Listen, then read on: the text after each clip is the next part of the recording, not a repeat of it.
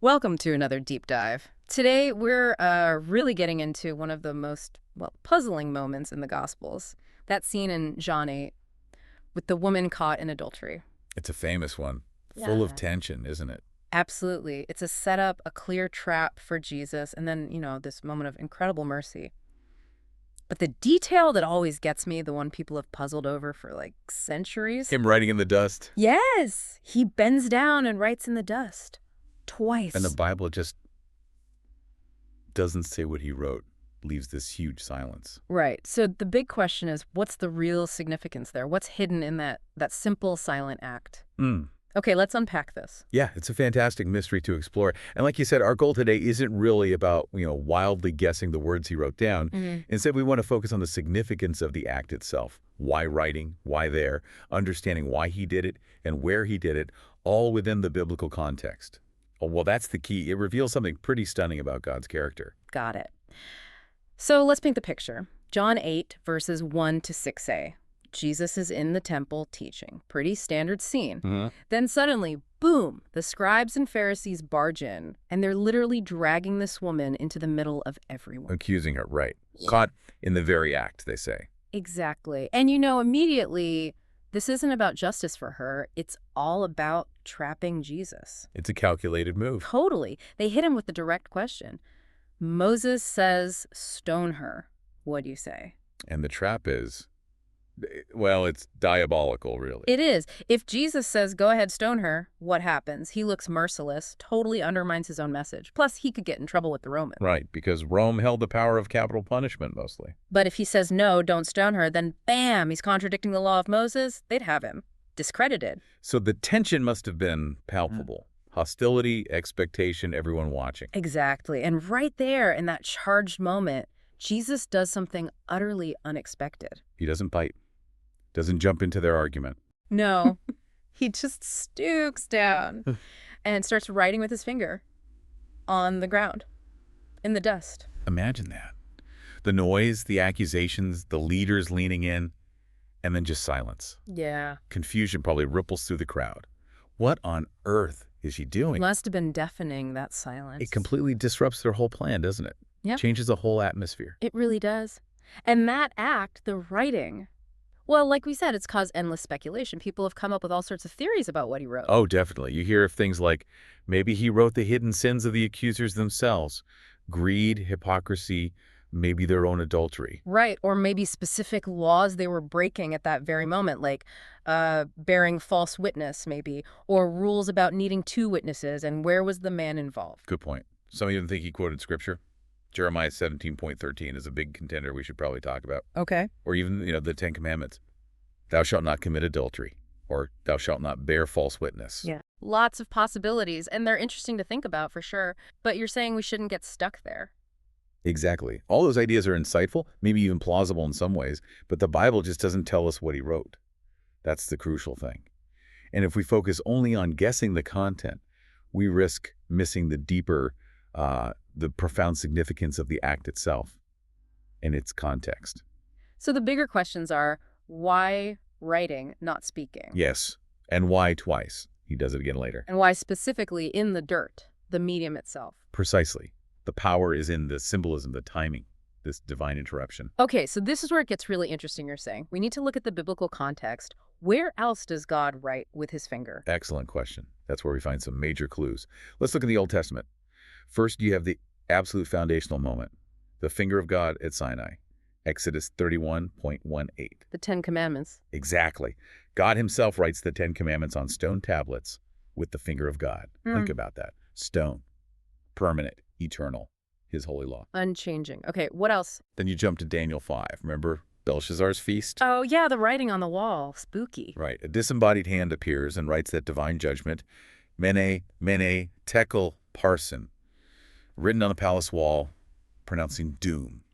A divine decree. Okay, so Sinai, law on stone, permanent, Daniel, judgment on a wall, a royal decree. But now here's Jesus, who John's gospel presents as God in the flesh. The finger of God is writing again. Yes. But not on stone, not on a palace wall. He writes in the dust, the dirt of the ground. So what does that symbolize? Why dust? Yeah, what's the deal with dust in the Bible? Well, it's a really consistent and powerful symbol. Dust almost always represents human frailty, mortality, Yeah. our fallen nature, our sinfulness. Okay, like in Genesis. Exactly. Genesis 2.7, God forms Adam from the dust of the ground. Right. And then after the fall, Genesis 3.19, God's declaration. For dust you are, and to dust you will return. It's our origin and our end apart from him. And doesn't the Psalm say something similar? Yes. Psalm 103.14 is beautiful. He knows our frame. He remembers that we are dust. God recognizes our weakness, our temporary nature. So if we put that all together, Jesus writing in the dust, what's the hidden message in the medium itself? It seems to be this powerful, silent declaration. He's effectively saying, through the action, this realm, the dust, this is where your accusations belong. This is where your self-righteous trap sits. This is even where this woman's sin resides. It all belongs to the realm of fallen humanity, of frailty, of dust. This is not the place for the eternal, unchanging pronouncement of God's law written on stone. Wow. So he's kind of lowering the whole debate down to the human level, shifting it away from this high-stakes legal trap. Precisely. He moves it from the stone tablets of Moses' law to the dust of universal human sinfulness and mortality. It puts everyone, accusers and accused, on the same level, the dust level. That's quite humbling. Okay, but there's more, right? You mentioned Jeremiah earlier. Yes, this is where it gets even more, well, explosive, I think. Let's look at Jeremiah 17, verse 13. Okay, I have it here. It says, O Lord, the hope of Israel, all who forsake you shall be put to shame. Those who turn away from you shall be written in the earth, for they have forsaken the Lord, the fountain of living water. Written in the earth, or, depending on the translation, written in the dust. Ah, okay, I see the connection. Jeremiah draws this stark contrast. Those who forsake God, who turn away from him as the source of life, their names, their legacy, it's written in the earth, in the dust. Meaning, it's temporary, transient, easily wiped away. Exactly. It signifies judgment, shame, impermanence, destruction, as fleeting as writing in dust. Wow. So when Jesus writes in the dust, he's visually enacting Jeremiah's prophecy right in front of them. It's like a silent sermon. He's saying to the accusers, he's silently declaring, you claim to uphold the law, but you're forsaking its heart, justice, mercy. You set this trap in hypocrisy. Your names, your accusations, your self-righteous posturing, that's what's being written here in the dust.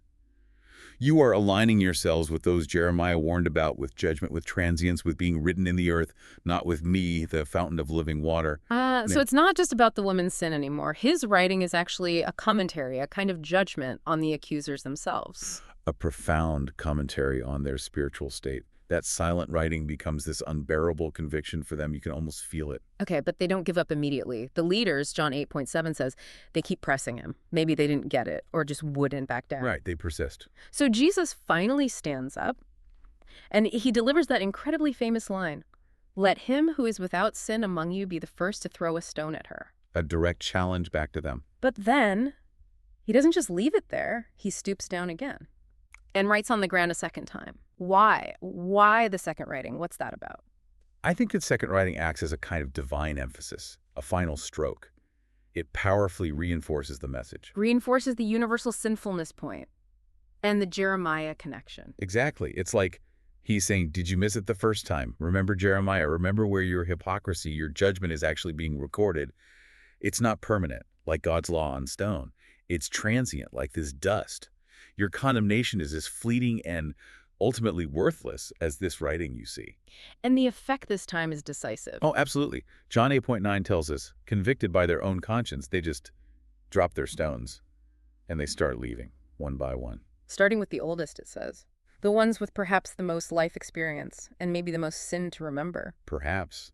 The trap they set for Jesus, they completely backfired. It sprung shut on them. And then everyone's gone, except Jesus and the woman. Just the two of them left standing there on that dust level, as we called it. And Jesus turns to her. John 8:11, he asks, Woman, where are they? Has no one condemned you? And she says, no one, Lord. And then Jesus speaks those incredible words. Then neither do I condemn you. Go now and leave your life of sin. And see how it all ties together. The writing in the dust do its work. It exposed the accusers' hypocrisy. It showed their alignment with judgment being written in the earth. It cleared the ground, literally and figuratively. Yes, it made space. It prepared the way for Jesus to reveal God's true heart, which is mercy. Mercy triumphs over judgment. That's James 2.13, is right. He doesn't ignore her sin. Notice. Yeah. He's clear. Leave your life of sin. Now, there's a call to repentance. Right. It's not cheap grace. Not at all. But he offers forgiveness first. He offers a new start. He essentially lifts her out of the dust, out of that place of shame and condemnation. It's really a beautiful picture of how grace works, isn't it? It truly is. A powerful demonstration. Okay, so let's try and wrap this up. Looking back at our deep dive, this simple act of Jesus writing in the dust, Yeah. it's incredibly layered. So much going on. First, it was a divine interruption. Jesus, the finger of God, stepping in and just stopping the cycle of accusation dead in its tracks. Breaking their script. Second, a symbolic revelation, using dust as the medium, signifying human frailty, mortality, the fallenness that includes the accusers just as much as the accused. Showing where their judgment belonged. Third, a prophetic echo, visually acting out Jeremiah 17:13, silently marking those who reject God's heart, whose righteousness is self-made, as being written in the earth, transient, judged. A powerful warning. And finally, all of this served as a clearing of the ground. It removed the accusers, exposed the hypocrisy, and prepared the way for the main event. Which was the demonstration of God's astonishing mercy. His offer of forgiveness, of new life, lifting us out of the dust. So thinking about all that, Yeah. what does this incredible moment mean for us, personally today?